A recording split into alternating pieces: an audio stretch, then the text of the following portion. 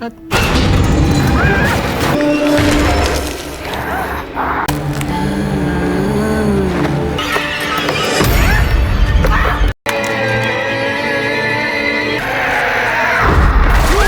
Film की शुरुआत में हम वेनिंग को देखते हैं और एक दूसरे सीन में आग लगने का नजारा दिखाया जाता है। वेनिंग अपनी माँ और बेटी को लेकर एक गाड़ी में जाकर बैठती है। गाड़ी में सुलेमान उसे तसल्ली देते हुए कहता है कि ऊपर वाले ने चाहा तो वो वेनिंग को एक बेटर लाइफ देने में जरूर मदद करेगा। अगले दिन वेनिंग की माँ उससे पूछती है कि क्या वो सुलेमान को लेकर पूरी तरह श्योर है, क्योंकि वो तीनों चाहें तो खुद की एक अलग जिंदगी शुरू कर सकते हैं। वेनिंग कहती है कि वो श्योर है और वो बस अपने और निर्मला के लिए एक अच्छी लाइफ चाहती है। इसी बीच सुलेमान आता है और अपना एटीएम कार्ड ब्लॉक होने का बहाना बनाकर वेनिंग से कुछ कैश उधार मांगता है और अगले दिन पैसे लौटाने का प्रॉमिस करता है। इसके बाद सीन कुछ महीने आगे चला जाता है। सुलेमान वेनिंग को कुमकुम केदुंग रिचुअल के जरिए पैसे और आशीर्वाद पाने की बात बताता है। वेनिंग उसे फ्रॉड कहकर इस रिचुअल में हिस्सा लेने से साफ इनकार कर देती है। तब सुलेमान उसे बुरी तरह पीटता है। इस पर वेनिंग मान जाती है और शर्त रखती है कि सुलेमान अब कभी निर्मला और उसकी मां पर हाथ नहीं उठाएगा। इसके बाद सुलेमान वेनिंग से कहता है कि रिचुअल के वक्त अगर वो बेहोश हो जाए तो रस्सी को पूरी ताकत से खींचकर उसे ऊपर निकाल लेना।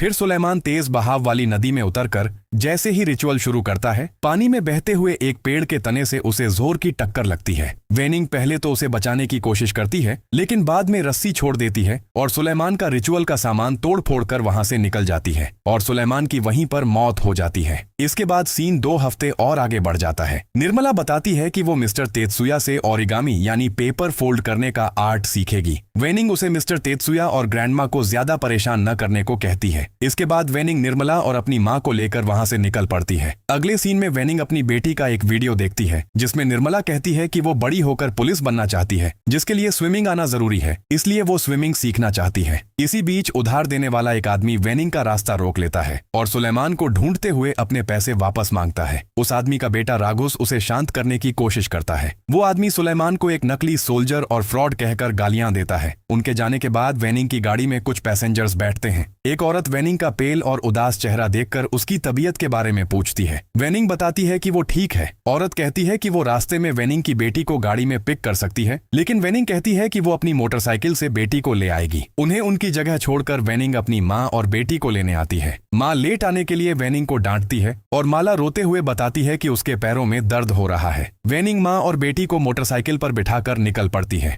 रास्ते में वेनिंग की माँ उतिया उस खतरनाक खड़ी चढ़ाई वाले रास्ते से बचने के लिए निंग को लेफ्ट वाला सेफ रास्ता लेने को कहती हैं, लेकिन निंग जल्दी पहुंचने के चक्कर में वही खतरनाक रास्ता चुनती है और थोड़ा आगे जाते ही टायर फिसलने से मोटरसाइकिल नीचे जा गिरती है।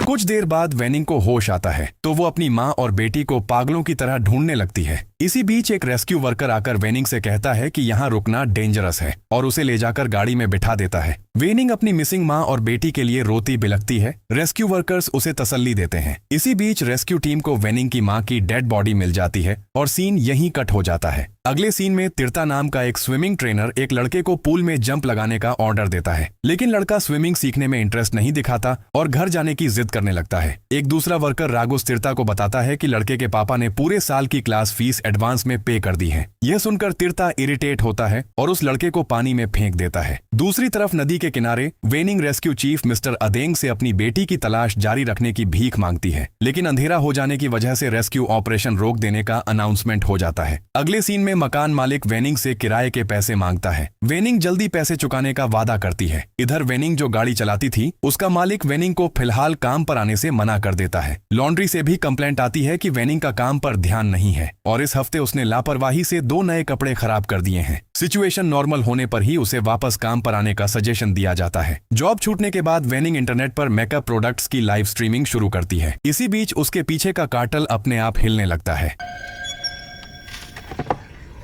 वेनिंग घबराकर चेक करने जाती है तो लाइट के पीछे वेनिंग की मां का चेहरा दिखाई देता है, लेकिन वेनिंग जैसे ही लाइट की तरफ मुड़ती है वो चेहरा गायब हो जाता है। अगले दिन रेस्क्यू टीम वेनिंग को नदी से बरामद हुए जूते और कपड़े दिखाती है। वेनिंग को अपनी बेटी की बनाई हुई ओरिगामी क्रेन हाथ में लिए खड़ा देखकर अदेंग वेनिंग से कहता है कि किसी ने उसे बताया है कि निर्मला को स्विमिंग आती थी। वेनिंग हैरान होकर बताती है कि उसे इस बारे में कुछ नहीं पता था। उस रात वेनिंग अपनी बेटी के मिसिंग होने की खबर देकर सोशल मीडिया पर लाइव स्ट्रीम करती है और लोगों से अपनी बेटी के लिए प्रे करने की रिक्वेस्ट करती है। एक फ्लैशबैक में दिखाया जाता है कि पास्ट में एक बर्थडे पर वेनिंग की मां और निर्मला ने उसे लाइव स्ट्रीम करने में आसानी परेशानी हो इसलिए एक मोबाइल स्टैंड गिफ्ट किया था, जिसे याद करके वेनिंग इमोशनल हो जाती है। अगले दिन वेनिंग प्रिंटिंग प्रेस में अपनी माँ की मौत की खबर के कुछ पोस्टर्स छपवाती है। वेनिंग के जाने के बाद तीर्था कुछ डॉक्यूमेंट्स फोटोकॉपी करवाने आता है। वो वेनिंग की माँ की फोटो देखकर पूछता है तो दुकानदार बताता है कि ब्रिज एक्सीडेंट में मरी हुई औरत उती या ही है। दुकानदार आगे बताता है कि वेनिंग की 11 साल की बेटी निर्मला अभी भी मिसिंग है। तीर्था कुछ डॉक्यूमेंट्स फोटोकॉपी करने के लिए देता है। दुकानदार उन डॉक्यूमेंट्स में निर्मला की फोटो देखता है। एक फ्लैशबैक में दिखाया जाता है कि तीर्था अपनी स्विमिंग क्लास शुरू करते वक्त जिन बच्चों ने फीस पे नहीं की थी उन्हें साइड में बैठने को कहता है। इसके बाद राघुस तीर्था को बताता है कि एक नई लड़की क्लास ज्वाइन करने आ रही है और यह लड़की कोई और नहीं बल्कि निर्मला ही थी।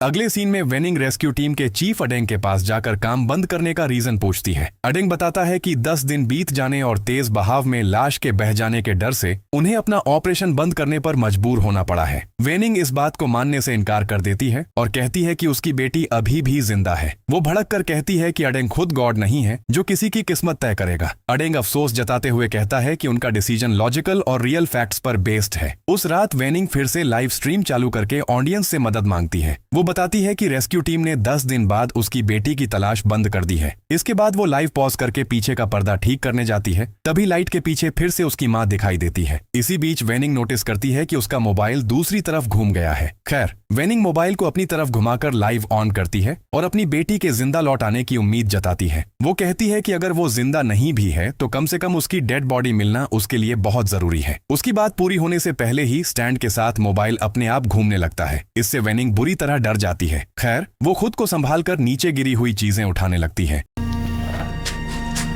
तभी अलमारी अपने आप खुल जाती है। उसे अलमारी के अंदर कुछ पैक किए हुए कपड़े दिखाई देते हैं। अगले दिन सुबह वेनिंग मिस्टर तेत्सुया के घर आती है। वेनिंग मिस्टर तेत्सुया के घर धुले हुए कपड़े पहुंचाने आई थी। वो बताती है कि उसकी मरी हुई मां ने तेत्सुया की वॉशिंग मशीन खराब होने की वजह से कपड़े घर लाकर धोए थे लेकिन वापस करना भूल गई थी। वो तेत्सुया को उसकी मां के अंतिम संस्कार में फाइनेंशियल हेल्प करने के लिए दिल से थैंक्स बोलती है। वहां से विदा लेते वक्त वेनिंग तेत्सुया के पास अपनी मां की जगह काम करने की ख्वाहिश जताती है। तेत्सुया पहले तो कहता है कि कोई पोस्ट खाली नहीं है,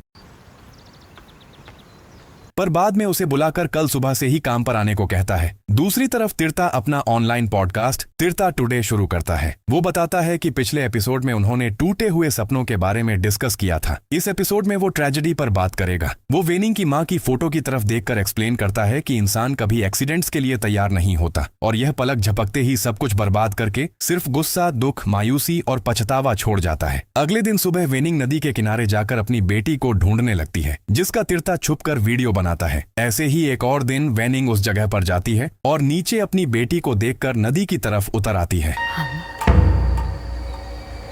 ठीक तभी तीर्था वेनिंग का हाथ पकड़ लेता है और उसे फिसलन भरे किनारे पर संभालकर चलने को कहता है। फिर वेनिंग वहां किसी को न देखकर थोड़ी ऑकवर्ड होती है और वहां से चली जाती है। बाद में तीर्था और राघुस आपस में डिस्कस करते हैं कि वेनिंग की लाइफ स्टोरी तीर्था के पॉडकास्ट के लिए बहुत इंटरेस्टिंग है और यह जरूर वायरल होगी। तीर्था वेनिंग को पॉडकास्ट में गेस्ट के तौर पर इन्वाइट करने की ख्वाहिश जताता है, लेकिन उसे इस बात पर डाउट होता है कि वेनिंग राजी होगी या नहीं।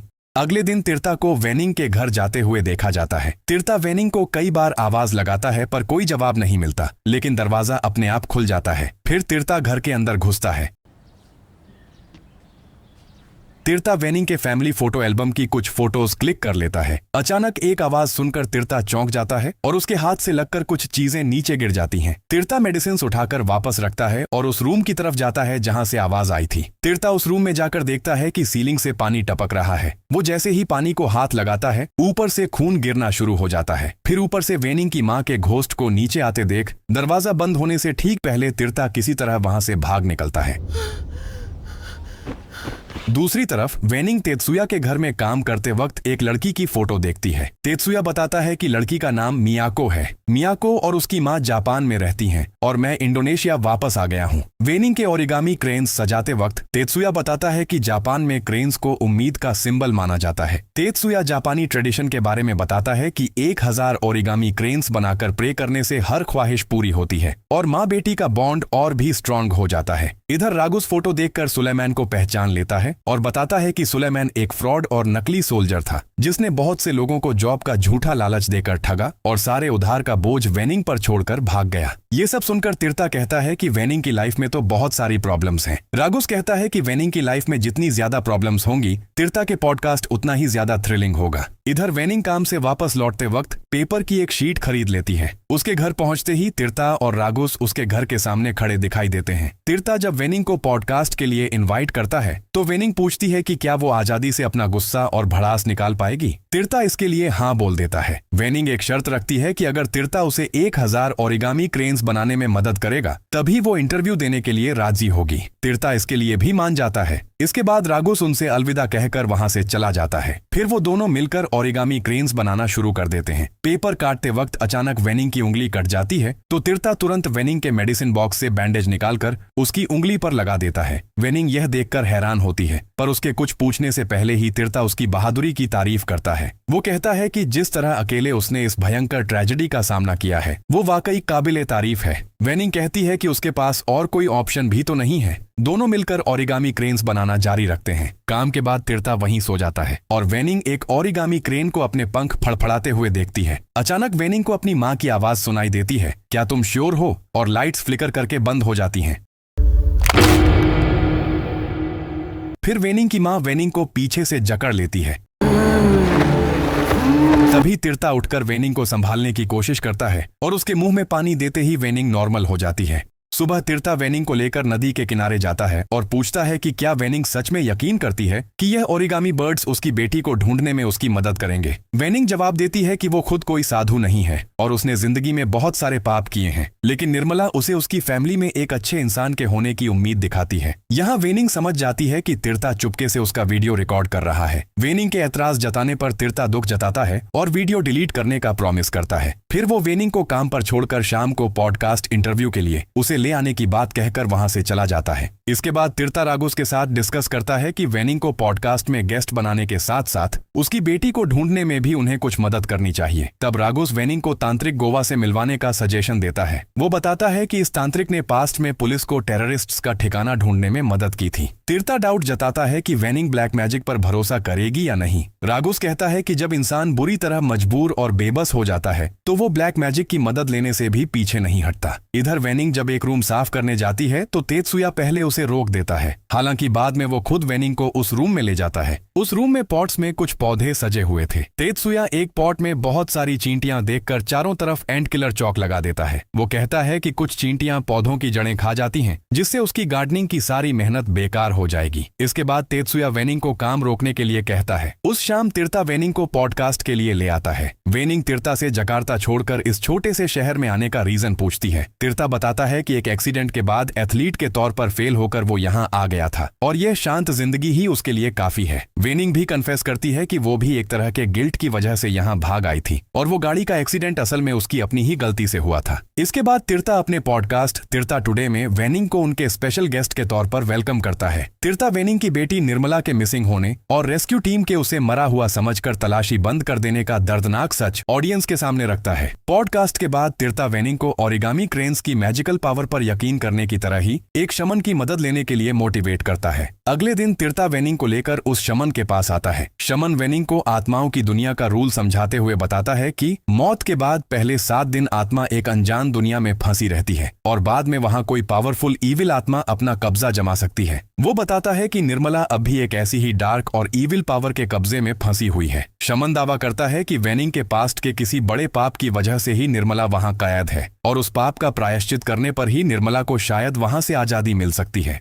दूर से तिर्ता उनका वीडियो रिकॉर्ड कर रहा था। वेनिंग पूछती है कि कौन सा पाप? तब गोवा पूछता है कि जब मैंने कहा था कि अपने पाप का प्रायश्चित करो तो तुम्हारे दिमाग में सबसे पहले क्या आया था? इसके बाद वो लोग तेत्सुया के पास वापस आते हैं। वेनिंग सिरेबॉन जाने के लिए तेत्सुया से एडवांस सैलरी मांगती है तो तेत्सुया उसे मंजूर कर लेता है। वापस लौटते वक्त वो लोग तेत्सुया के जेनरस बिहेवियर की तारीफ करते हैं और वेनिंग बताती है कि तेत्सुया डिवोर्स्ड है और उसकी एक बेटी जापान में रहती है। तिर्ता वेनिंग को अकेला ना छोड़कर उसके साथ सिरेबॉन जाने का डिसीजन लेता है। वेनिंग कन्फेस करती है कि पास्ट में किसी के साथ किया गया उसका सबसे बड़ा अन्याय ही उसकी लाइफ का सबसे बड़ा पाप था। फ्लैशबैक में दिखाया जाता है कि वेनिंग के पहले पति की लापरवाही और बाइक रेसिंग के पागलपन की वजह से वेनिंग को अकेले ही घर, बीमार माँ और बेटी का सारा खर्च उठाना पड़ता था, जिसने उनकी मैरिड लाइफ को नरक बना दिया था। इसी वजह से वेनिंग अपने पहले पति को छोड़कर सुलेमान के साथ चली गई थी, जो मूवी की शुरुआत में दिखाया गया था। वेनिंग मानती है कि विचाक असल में एक बहुत अच्छा इंसान था। उस दिन विचाक अपनी फ्रस्ट्रेशन निकाल रहा था, तभी गलती से उसके जिस्म में आग लग गई थी।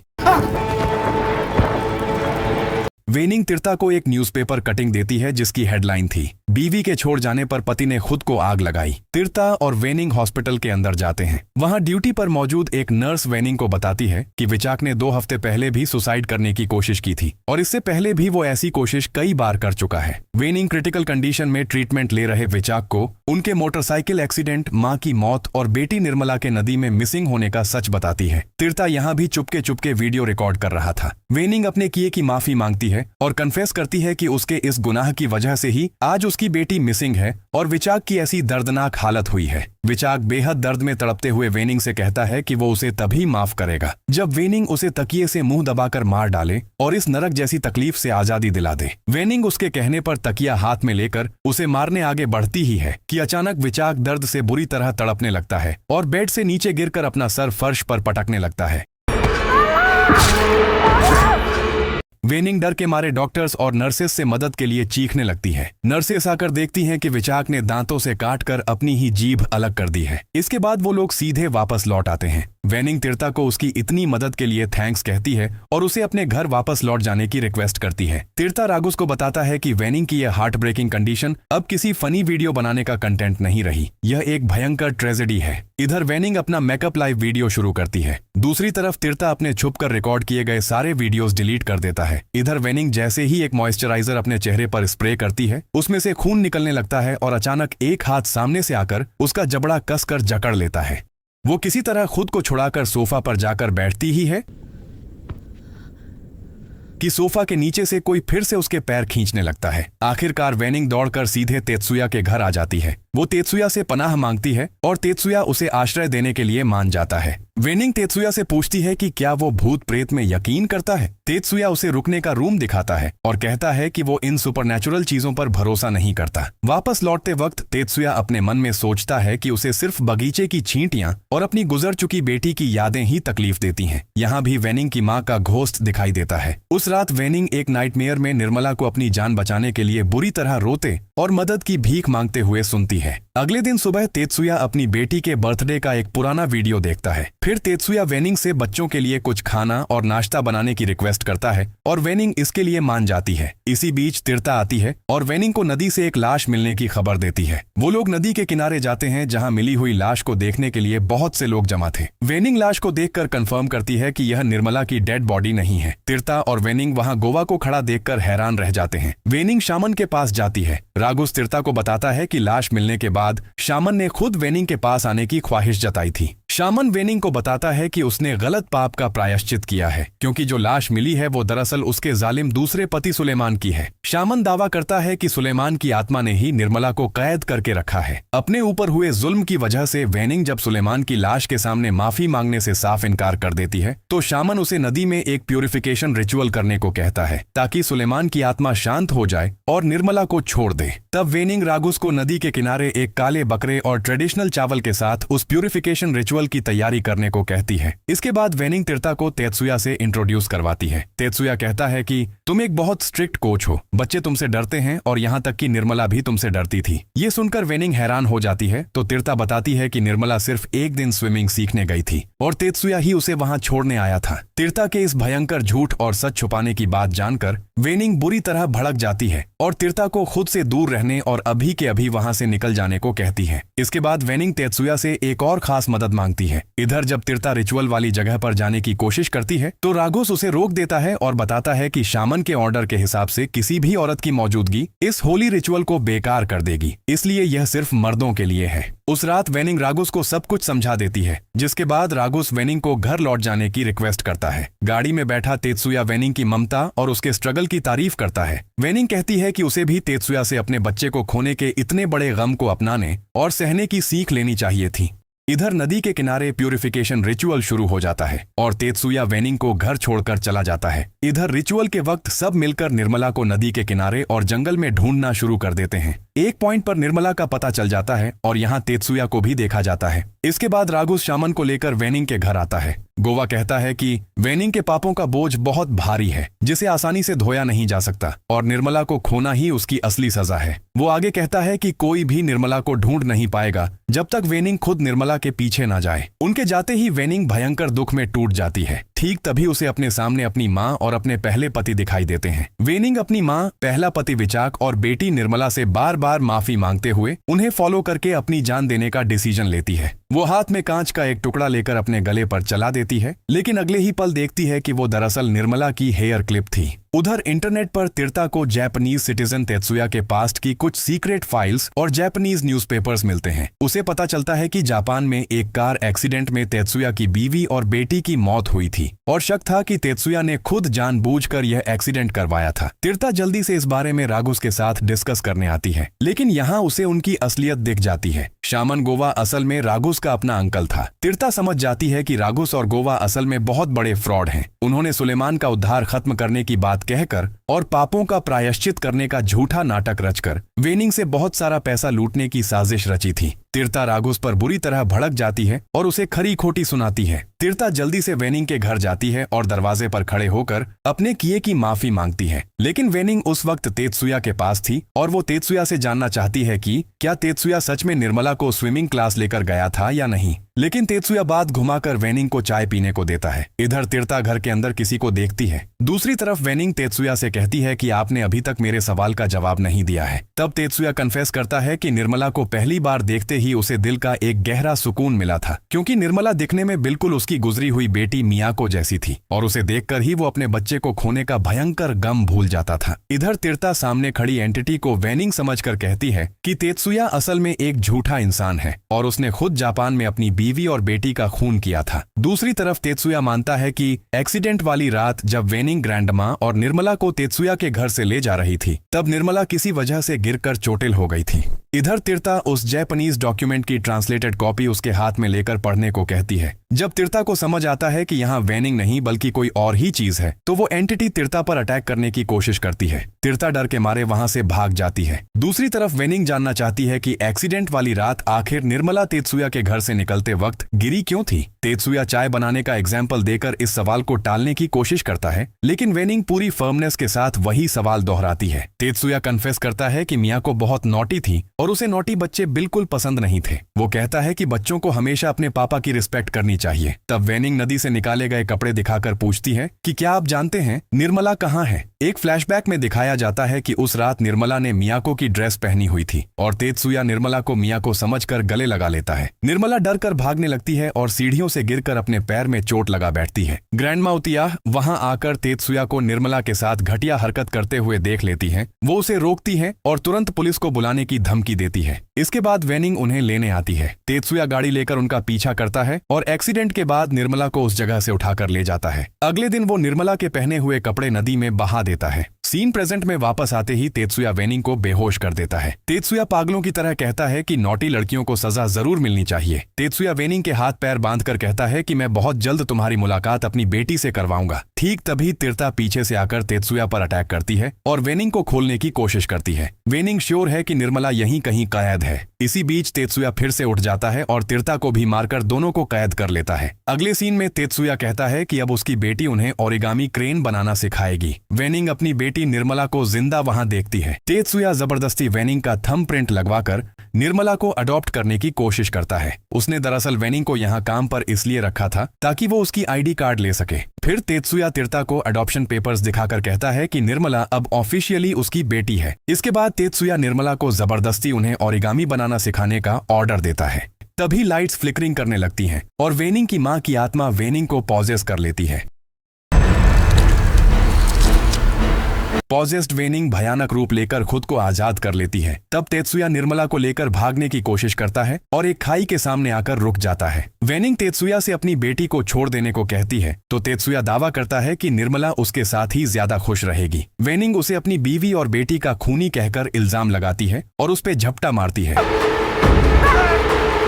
हाथापाई के दौरान तेत्सुया और वेनिंग नदी में गिर जाते हैं। तब तीर्था आकर निर्मला को संभालती है। कुछ देर बाद वेनिंग पानी से बाहर आती हुई दिखाई देती है। आखिर में कोर्ट के फैसले के हिसाब से वेनिंग को अपने पति सुलेमान की लापरवाही से हुई मौत का दोषी मानते हुए 5 महीने की सजा सुनाई जाती है और वो जापानी सिटीजन तेत्सुया के चाइल्ड किडनैपिंग केस में एक विटनेस के तौर पर अपना स्टेटमेंट देती है। तिरता निर्मला को अपने कपड़े चेंज करने को कहती है और पूछती है कि क्या वो अकेले यह कर पाएगी। इसके बाद सीन 5 महीने आगे चला जाता है। तिरता निर्मला को स्विमिंग सिखा रही थी। वेनिंग भी जेल से रिहा हो चुकी थी। रेस्क्यू टीम का चीफ अदेंग वेनिंग को एक साथ फ्यूचर बिताने और हमेशा उनका ख्याल रखने का प्रपोजल देता है, लेकिन वेनिंग बहुत पोलाइटली इसे रिजेक्ट कर देती है और बताती है कि वो दोनों अकेले ही अपनी जिंदगी संभालने के काबिल हैं। और इसी के साथ यह मूवी यहीं पर खत्म हो जाती है।